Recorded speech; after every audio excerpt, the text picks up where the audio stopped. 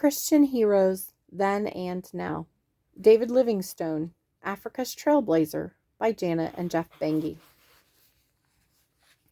Chapter 11, A Married Man. Dark-haired, 23-year-old Mary Moffat tipped her head and stared at David Livingstone. "You are serious, aren't you?" she asked. David looked into her deep brown eyes and nodded. "Yes," he said. "I would like you to be my wife, Mary. I know it will not be an easy life." "No life is easy," interrupted Mary matter-of-factly. Look at my father and mother. Everyone thinks my father has the model mission station for all of Africa here in Karuman, but no one knows how much work it takes to keep it all going." David chuckled. He had picked a practical woman, that was for sure. "Well, what do you say, Mary?" he prodded nervously.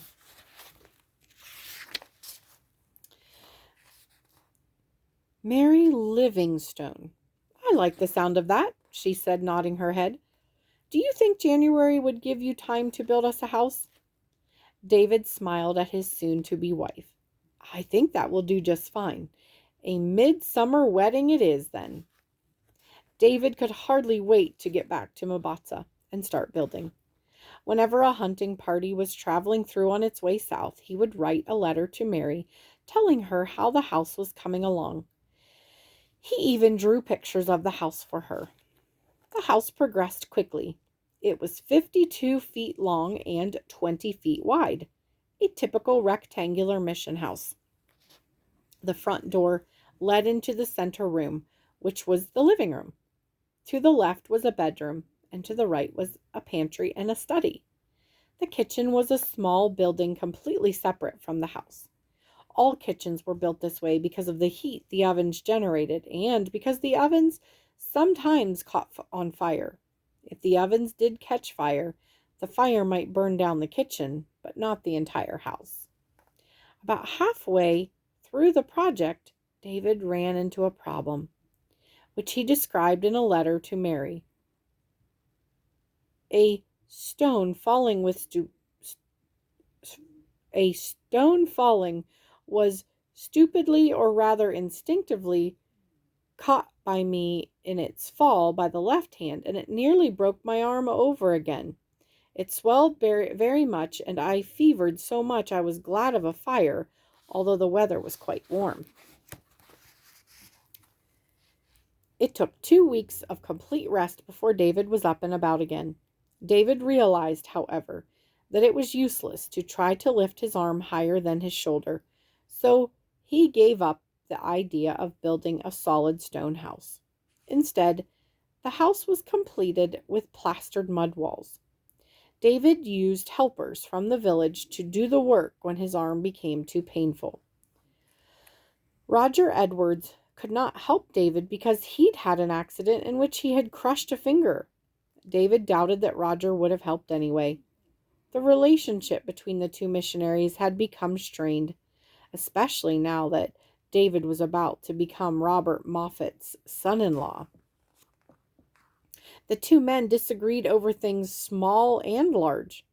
Roger continually reminded David that he was the junior missionary at the station, both because he was 13 years younger and because he had been in Africa only 3 years. However, David got on well with the Africans. He learned their languages quickly and was fascinated by their customs. He wanted the natives to have more say in the life of the mission and hoped to start a training program so that they could become preachers and teachers themselves. Roger Edwards was not in favor of this at all. Eventually, things came to a head when Roger showed David a stinging letter he had written to the London Missionary Society. David was shocked when he read it. Roger had written about things David thought they had forgiven each other for long ago. Perhaps it was his Scottish sense of justice, but something inside David Livingstone was stirred when he read Roger's letter. David wrote an equally scathing letter to the LMS telling his side of the story. There was just one problem. David mailed his letter off, unaware that Roger had had second thoughts and had ripped up his letter instead of sending it.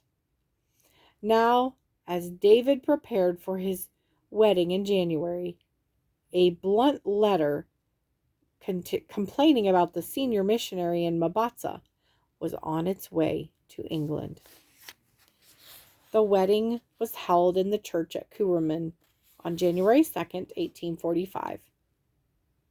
The Reverend Moffat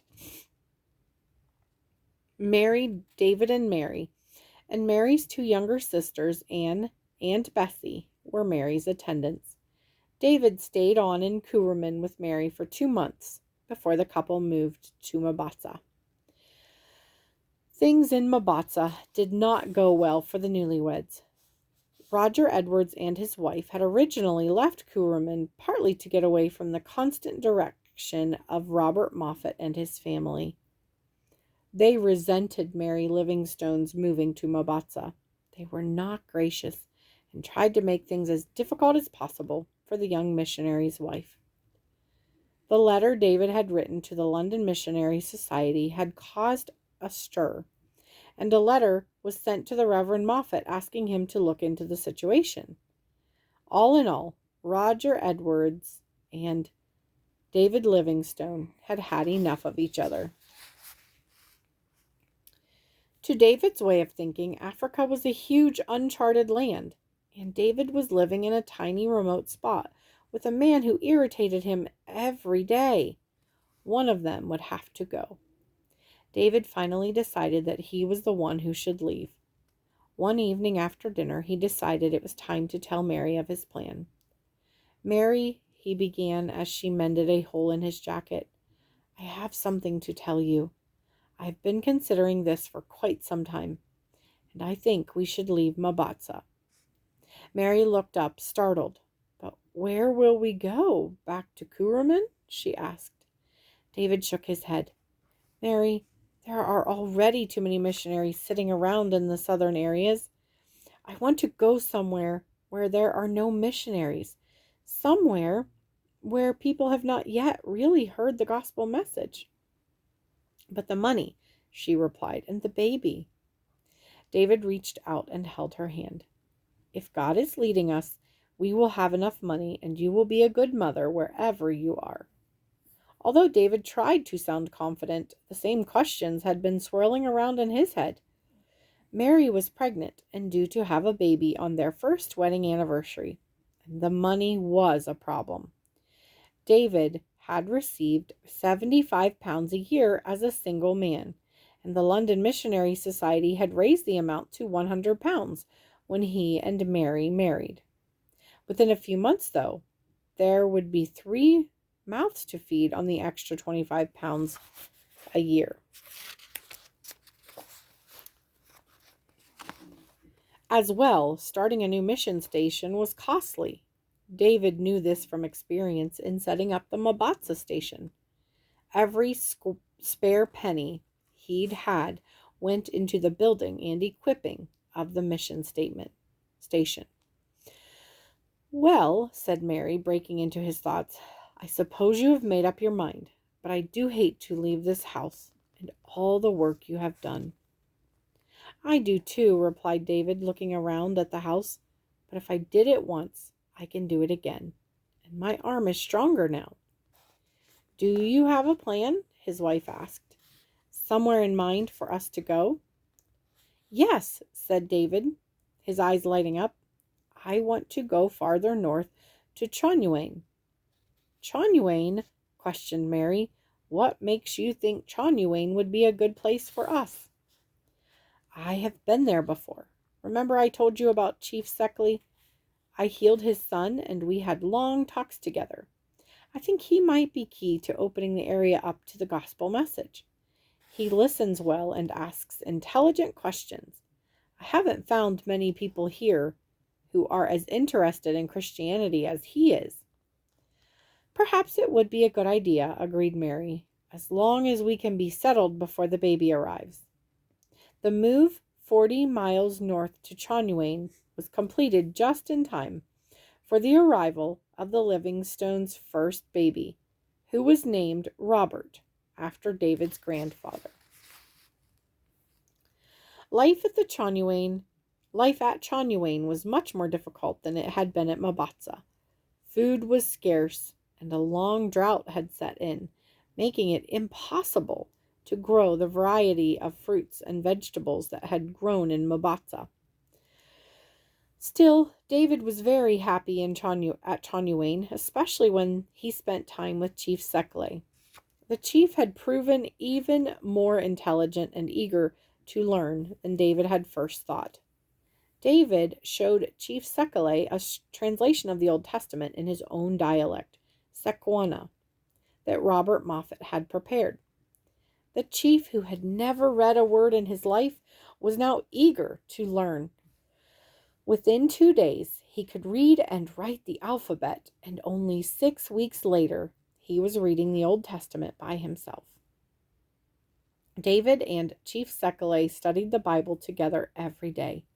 David also busied himself with building a house, doing medical work, and starting a church in the village. A year later, the Livingstones' second child was born.